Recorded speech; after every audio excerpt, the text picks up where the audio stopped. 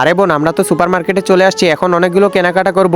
আরে আপু দেখো, এখানে কতগুলো চকলেট। মা, আমরা দুজনে চকলেট খাবো। না না, কোনো চকলেট খাওয়া হবে না, চলে আয় তাড়াতাড়ি। আচ্ছা মা, ঠিক আছে। আরে বোন দেখ, এখানে কতগুলো আইসক্রিম। মা মা, আমরা আইসক্রিম খাবো। আরে বলতেছি না টাকা নেই, চল এখান থেকে। আরে ভাই চল তাহলে। আরে ভাই, এখানে দেখ কতগুলো ক্যাডবেরি চকলেট। মা মা, আমরা এগুলো নিই। আরে বলতেছি না হবে না, চল এখান থেকে। আচ্ছা ঠিক আছে, আমাকে অনেকগুলো ফলমূল কিনতে লাগবে। কেনাকাটা তো সবকিছু শেষ হলো, শুধু এটা বাকি। আচ্ছা ম্যাম, আমি আপনার বিলটা দিয়ে দিচ্ছি, এই যে দেখেন। ম্যাম, আপনার বিল 7,000 হয়েছে, কিন্তু আমার তো বিল 5,000 হওয়ার কথা। ওই যে দেখেন আপনার ছেলে মেয়ে কি করতেছে।